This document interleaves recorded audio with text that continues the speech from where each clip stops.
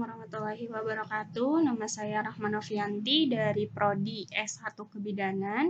Di sini saya akan menjelaskan materi pertemuan anatomi fisiologi dari pertemuan pertama sampai dengan pertemuan terakhir. Yang pertama itu tingkatan organisasi dalam tubuh manusia. Tingkatan kimia atau molekul dibentuk oleh atom yang merupakan unit sangat terkecil membentuk molekul-molekul dengan ukuran sangat kompleks. Tingkat seluler, interaksi dari molekul-molekul yang membentuk organel tertentu yang akan membentuk sebuah sel. Sel sebagai unit terkecil karena sudah tidak dapat dibagi-bagi lagi menjadi bagian yang lebih kecil, yang dapat berdiri sendiri.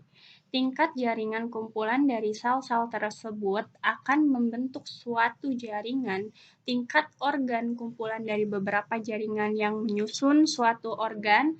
Tingkat sistem organ interaksi dari satu organ dengan organ yang lainnya, sehingga menyusun sistem organ. Tingkat organisme kesatuan seluruh sistem organ pada manusia yang akan mempertahankan kehidupan dan kesehatan. Sistem organ dalam tubuh manusia yaitu sistem integumen, sistem skeleta, sistem muskular, sistem endokrin, sistem kardiovaskuler, sistem limpatik, sistem pernafasan, sistem pencernaan, sistem perkemihan, sistem reproduksi pria, sistem reproduksi wanita, sistem pernafasan. Sifat-sifat manusia sebagai makhluk hidup. Yang pertama, iritabilitas atau keresponsifan, kemampuan untuk merespon rangsang yang berasal dari dalam atau dari luar lingkungan. Konduktivitas, kemampuan untuk melakukan atau mentransmisikan iritabilitas atau rangsang dari satu sisi ke sisi lain. Sifat ini sangat berkembang dalam sel saraf dan sel otot. Ketiga, pergerakan hasil dari penyusutan atau pengerutan sel dan sifat ini berkembang dengan baik terutama dalam sel otot. Keempat, pertumbuhan adalah pertambahan ukuran sel individu atau pertambahan jumlah sel. Kelima, reproduksi adalah kemampuan makhluk hidup untuk berkembang atau melangsungkan keturunan. Keenam, metabolisme adalah jumlah total dari seluruh reaksi kimia yang terjadi pada makhluk hidup. Proses kimia yang dimaksud adalah katabolisme atau pemecahan molekul kompleks menjadi zat yang lebih sederhana, dan anabolisme, pembentukan makromolekul kompleks dari zat yang lebih sederhana. Dan akan menjelaskan tentang materi kedua, yaitu anatomi rangka pada sistem muskuloskeleta. Muskuloskeleta berasal dari kata muskulo, muskular, otot, dan kata skeletal, rangka atau tulang. Ilmu yang mempelajari jaringan otot tubuh yaitu ilmu miologi. Ilmu yang mempelajari tulang kerangka manusia yaitu ilmu osteologi, sistem muskuloskeletal, otot sampai rangka otot muskel. Rangka skeletal. Fungsi dari sistem skeletal atau rangka adalah memberi bentuk pada tubuh, melindungi organ atau jaringan vital yang ada di dalamnya, menyangga berat badan, tempat melekatnya otot, membantu pergerakan hemopoiesis atau pembuatan sel darah, menyimpan mineral terutama kalsium dan fosfat. Tempat penyimpanan energi struktur tulang yaitu yang pertama periostem, kedua tulang kompak, ketiga tulang spongiosa. Klasifikasi pada tulang orang dewasa. Yang pertama yaitu tulang aksial. A. Tulang tengkorak, fungsi melindungi otak, organ pendengaran, dan organ penglihatan. Tulang tengkorak terdiri dari dua, yaitu tulang kranial dan fasial. Tulang kranial membentuk kranium. Tulang fasial membentuk mata, hidung, dan rahang. B. Tulang telinga dalam terdiri dari 3 tulang kecil yang berada di bagian tengah. Fungsi menerima dan mentransmisikan impuls suara. C. Tulang hyoid. Tulang berbentuk seperti huruf U, terletak di antara laring dan mandibula. Fungsi tempat melekat beberapa otot mulut dan lidah proses menelan. Jumlah tulang hanya ada 1 pada setiap manusia. D. Tulang kolumna vertebra.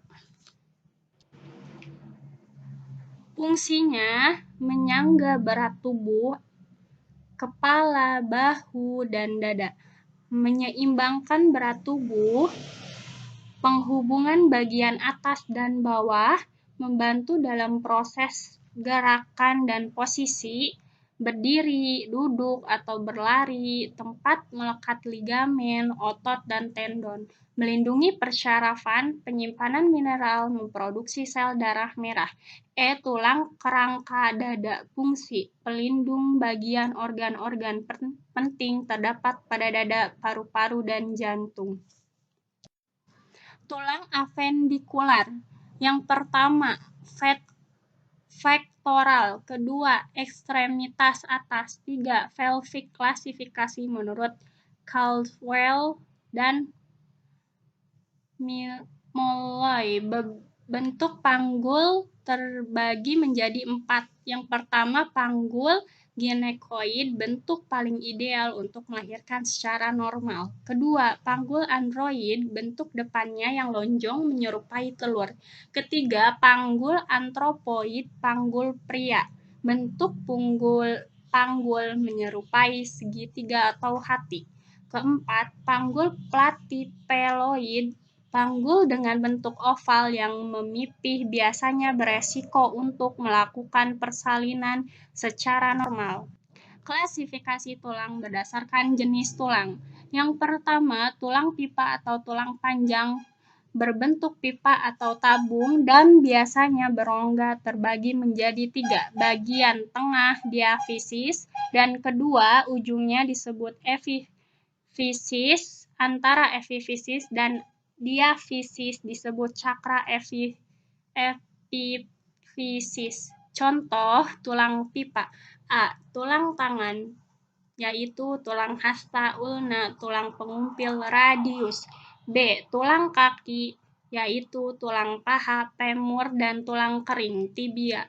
Kedua, tulang pipih flat bone, berbentuk lempengan tersusun atas 2 lempengan tulang kompak dan tulang spons berisi sumsum tulang. Tulang pipih menyusun dinding rongga sehingga berfungsi sebagai pelindung atau memperkuat. Eksempel, tulang rusuk kosta, tulang belikat scapula, tulang dada sternum, dan tulang tengkorak. Ketiga, tulang pendek, ukurannya pendek dan berbentuk kubus, dapat ditemukan pada pangkal kaki, pangkal lengan, dan ruas-ruas tulang belakang. Keempat, tulang tak berbentuk. Tulang ini terdapat di bagian wajah dan tulang belakang. Kelainan atau gangguan pada muskuloskeletal. Yang pertama, low back pain. 2. Tension neck terjadi karena pemusatan tekanan leher pada otot trapezius. Acute torticollis adalah salah satu bentuk dari nyeri akut dan kaku leher. Akut disorder terjadi karena hilangnya resistensi vertebra thoracalis terhadap tekanan ringan. Kelima, chronic disorder terjadi karena adanya penyempitan diskus vertebralis. Keenam, traumatic disorder dapat disebabkan karena kecelakaan. Akan menyampaikan materi berikutnya, yaitu anatomi otot pada sistem muskuloskeletal. Sistem otot, ilmu yang mempelajari tentang muskulo atau jaringan otot-otot tubuh adalah miologi. Fungsi sistem muskuler, yaitu yang pertama penopang tubuh dan mempertahankan postur. Kedua, menghasilkan pergerakan otot. Ketiga, produksi panas. Fungsi sistem otot manusia yaitu yang pertama, melakukan gerakan tubuh. Kedua, membantu dalam peredaran darah manusia. Ketiga, pernafasan. Keempat, proses pencernaan. Kelima, persalinan. 6, keseimbangan. 7, mengatur postur tubuh. Ciri-ciri sistem muskuler. Yang pertama, kontraksilitas. Serabut otot berkontraksi dan menegang, yang dapat atau tidak melibatkan pemendekan otot. Kedua, eksitabilitas. Serabut otot yang akan merespon dengan kuat jika distimulasi oleh impuls saraf. Ketiga, ekstensibilitas. Serabut otot memiliki kemampuan untuk menegang melebihi panjang. Struktur mikroskopis otot rangka. Yang pertama, epimysium, kedua, perimysium, ketiga, miofibril, keempat, myosin, kelima, aktin, keenam, endomysium. Jenis-jenis otot yang pertama yaitu otot polos, yang kedua otot lurik, yang ketiga otot jantung. Tendon-tendon adalah tali atau urat daging yang kuat yang bersifat fleksibel yang berbuat dari fibrous, protein, kolagen. Tendon berfungsi melekatkan tulang dengan otot atau otot dengan otot. Hipertrofi yaitu membesarnya otot karena terlalu sering berolahraga. Atrofi yaitu gangguan akibat otot mengecil karena otot tidak digunakan atau digerakkan. Distrofi otot yaitu penurunan kemampuan otot karena kelainan genetik. Di sini akan melanjutkan materi tentang anatomi sistem kardiovaskuler. Sistem kardiovaskuler merupakan suatu sistem organ untuk memindahkan zat nutrin seperti asam amino dan elektrolit, hormon, sel darah, dan lain-lain dari dan menuju sel-sel tubuh manusia. Sistem peredaran darah juga merupakan bagian dari kinerja jantung dan jaringan pembuluh darah. Sistem kardiovaskuler terdiri dari jantung, pembuluh darah, dan saluran limfe. Jantung adalah pompa berotot di dalam dada yang bekerja terus-menerus tanpa henti memompa darah ke seluruh tubuh. Fungsi pompa ganda agar terjadi aliran darah pembuluh darah yang disebabkan adanya pergantian antara kontraksi sistolik dan relaksasi diastolik. Struktur jantung. Dinding jantung terdiri dari 3 lapisan berbeda, antara lain prekardium, miokardium, endokardium. Ruang-ruang jantung yaitu ruang jantung terdiri dari atrium dan ventrikel. Atrium serambi berdinding tipis. Atrium kanan dan atrium kiri ventrikel bilik berdinding tebal. Ventrikel kanan dan ventrikel kiri. Katup jantung, katup atrioventrikuler. Yang kedua, katup semilunar.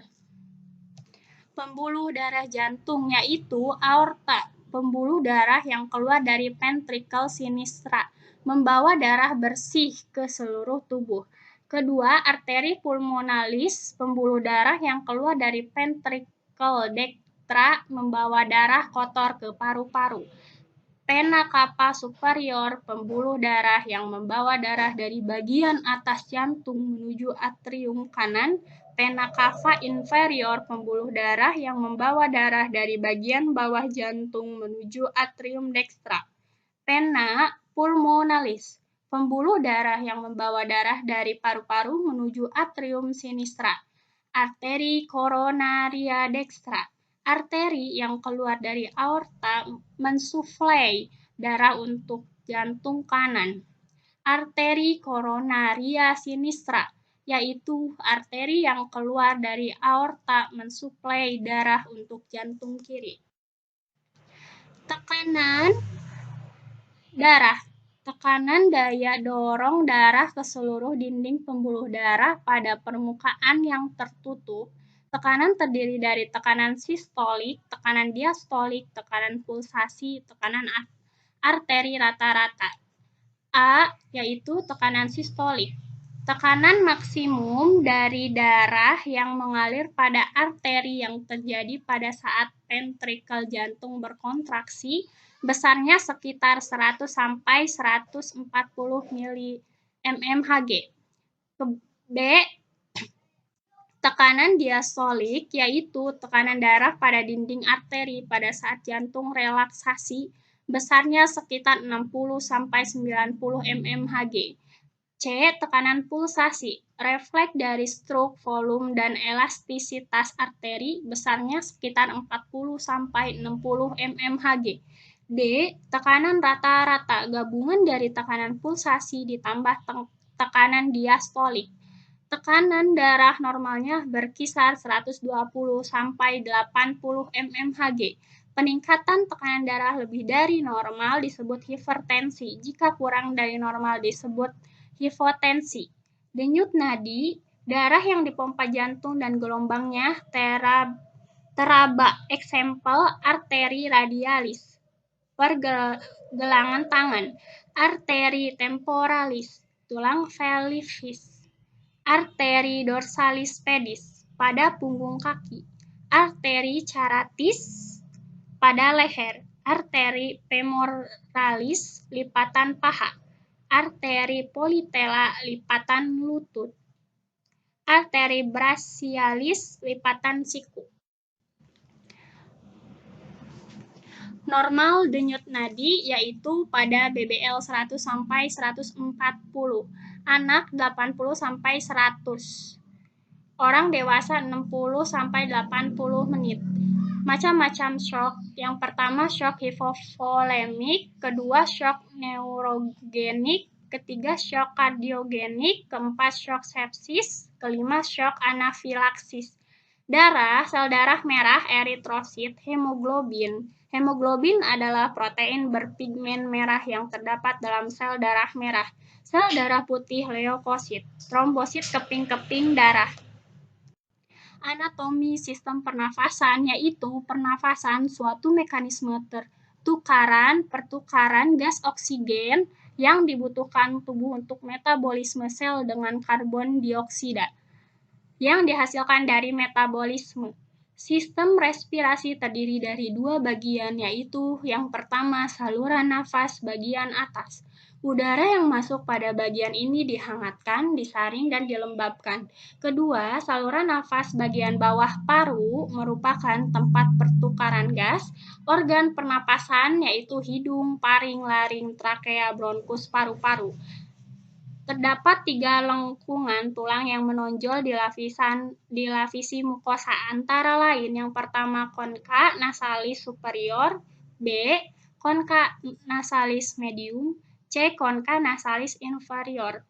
Rongga-rongga hidung dikelilingi oleh sinus paranasalis, antara lain yaitu A. sinus maxillaris, rongga rahang atas, B. sinus frontalis, rongga tulang dahi, C. sinus sphenoidalis, rongga tulang baji, D. sinus ethmodialis, rongga tulang tapis. Laring yaitu adalah kotak suara, merupakan saluran pernapasan yang terletak antara orofaring dan trakea. Trakea, bronkus, organ percabangan bronkus. Yang pertama bronchiolus, 2 bronchiolus terminalis, 3 bronchiolus respiratori, keempat alveolus. Paru-paru yaitu letak paru-paru di rongga dada bagian atas, di bagian samping dibatasi oleh otot dan rusuk, lalu di bagian bawah dibatasi oleh diafragma yang berotot kuat. Paru-paru dibungkus oleh selaput bernama pleura. Pleura dibagi menjadi 2, yaitu pleura ischeralis, selaput pembungkus yang langsung membungkus paru-paru, pleura parietalis, yaitu selaput yang melapisi rongga dada sebelah luar, alveolus, kumpulan alveoli, Alveolus, tempat pertukaran udara.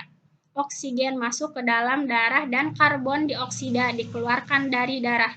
Mekanisme pernafasan, fase pernafasan terbagi menjadi dua. Yang pertama, inspirasi, proses udara masuk ke dalam saluran pernapasan menghirup udara.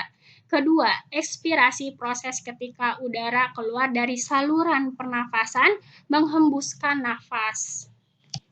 Anatomi fisiologi sistem pencernaan. Sistem pencernaan, sistem gastrointestinal saluran panjang kurang lebih 9 meter yang terlibat dalam proses mencerna makanan mulai dari mulut sampai dengan anus.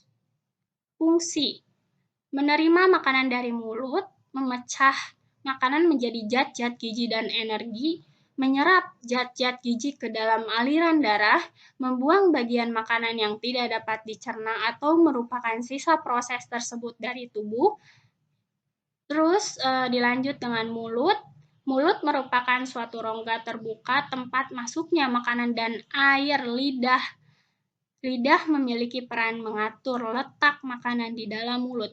Fungsinya, mengecap rasa makanan, memindahkan makanan pada saat dikunyah, membantu menelan makanan, kuncup pengecap pada lidah papila, lidah yang merasakan manis, ujung lidah, peka asam dan asin yaitu pinggir lidah, pekan rasa pahit yaitu pangkal lidah.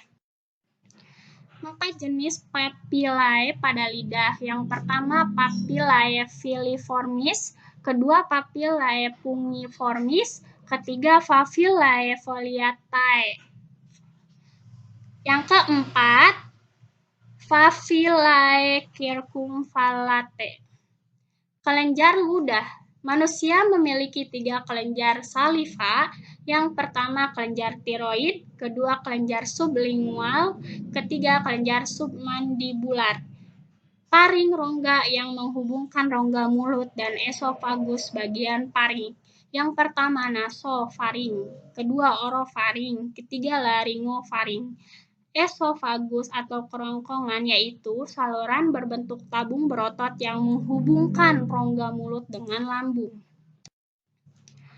Lapisan lambung yaitu yang pertama mukosa selaput lendir, lapisan terdalam lambung yang bersentuhan langsung dengan makanan di dalam lambung. Kedua, submukosa yaitu lapisan lambung yang terdiri dari jaringan ikat.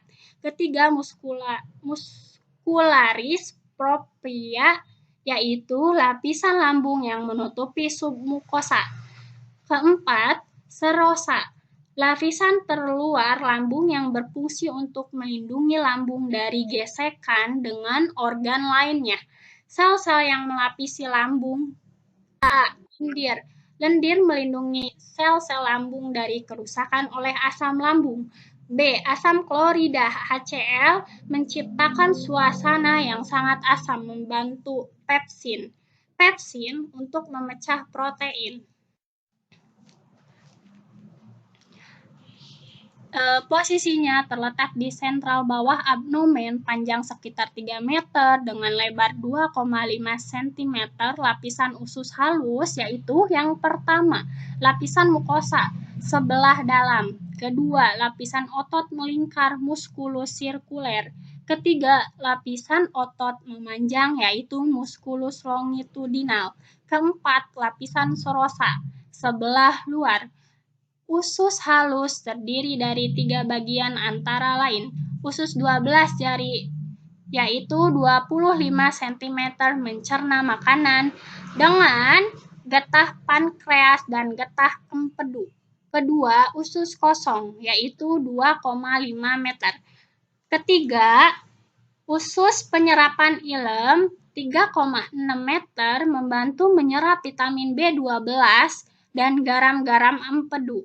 Usus besar kolon, yaitu usus yang memiliki diameter lebih besar dari usus halus, panjang 1,5 meter, berbentuk seperti U, terbalik, usus besar terbagi menjadi 3.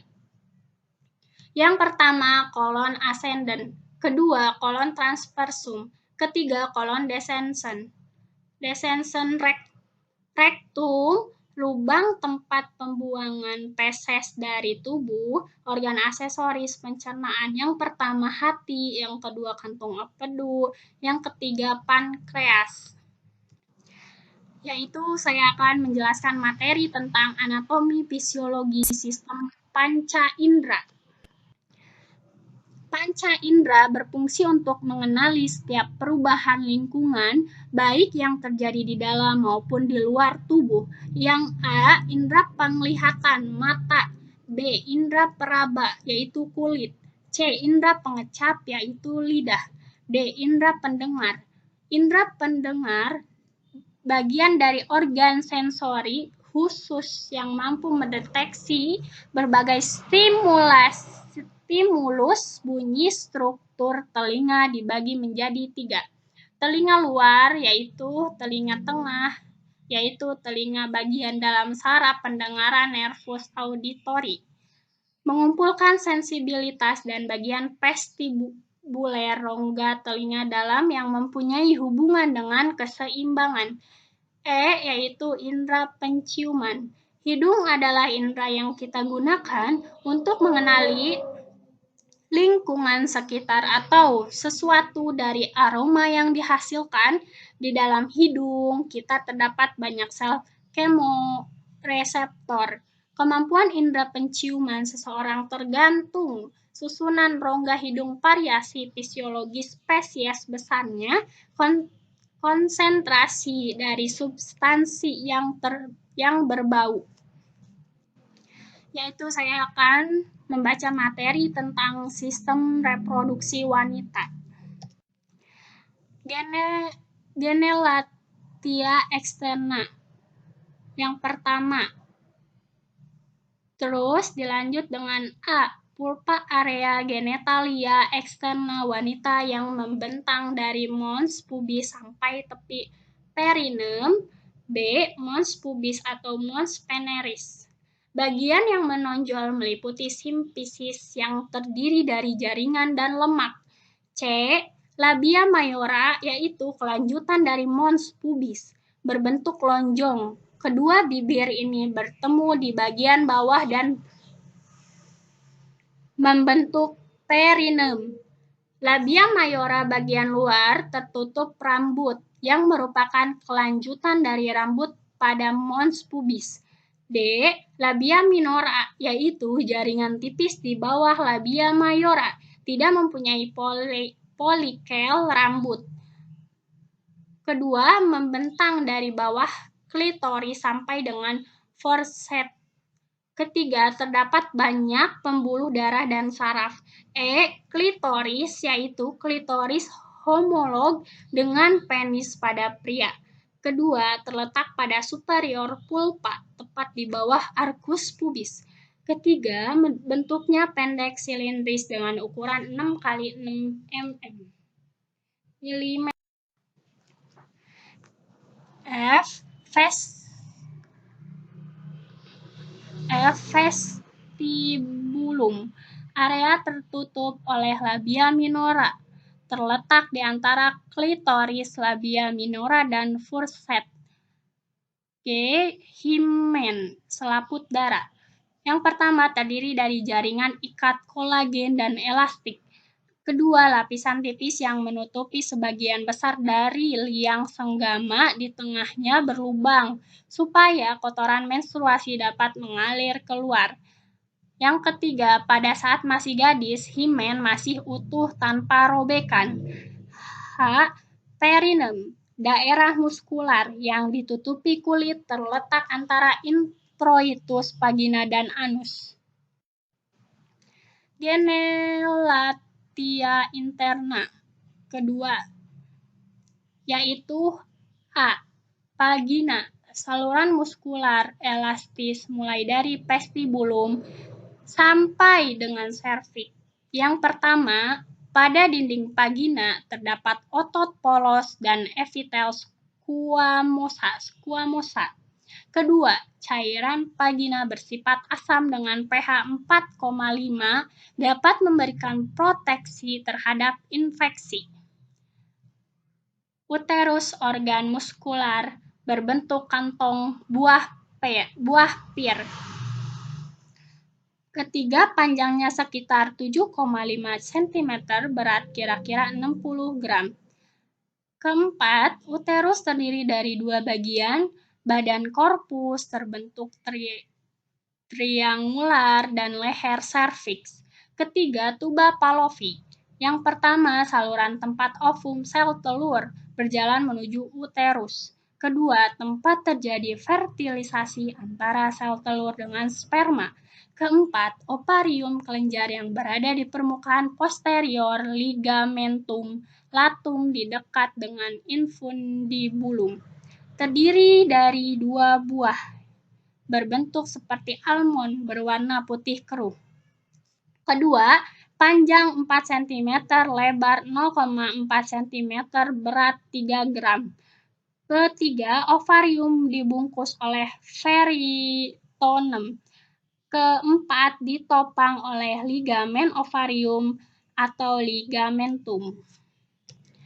Oogenesis, yaitu oogenesis merupakan proses pembentukan ovum melalui pematangan folikel ovarium.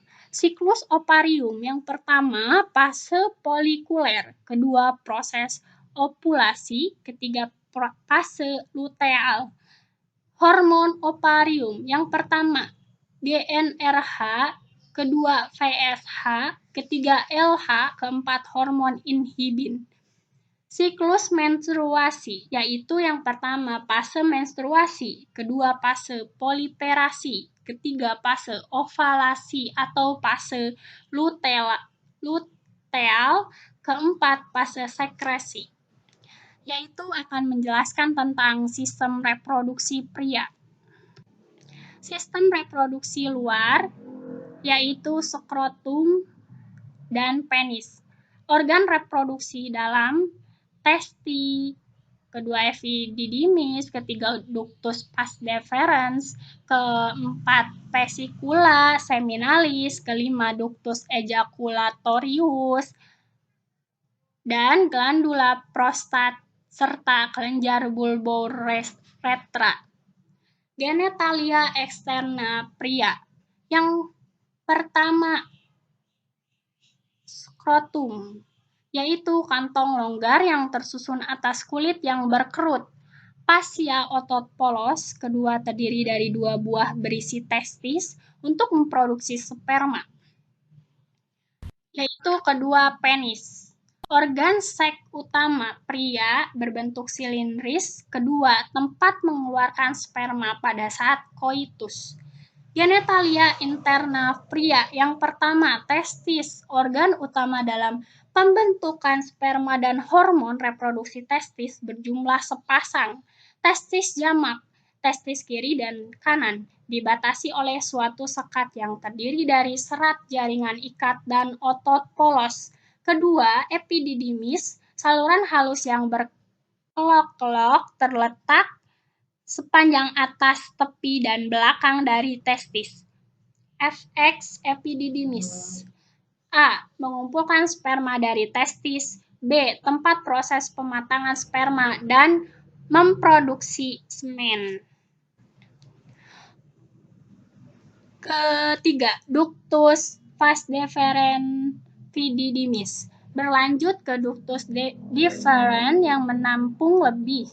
Keempat, vesicula seminalis. Yang pertama, saluran berkelok-kelok terletak antara vesikel urinaria dan rektum.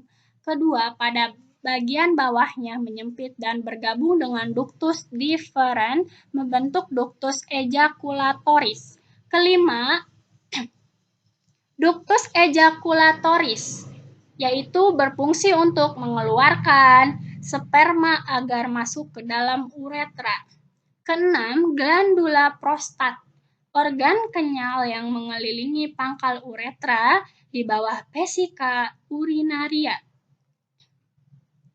Ketujuh, kelenjar bulbouretra, yaitu kelenjar kecil bentuknya bundar, kacang polong seperti kacang polong, berwarna kuning, panjang sekitar 2,5 cm. Yang pertama, spermatogenesis, proses perkembangan spermatogenia menjadi spermatozoa yang matang, yaitu sperma.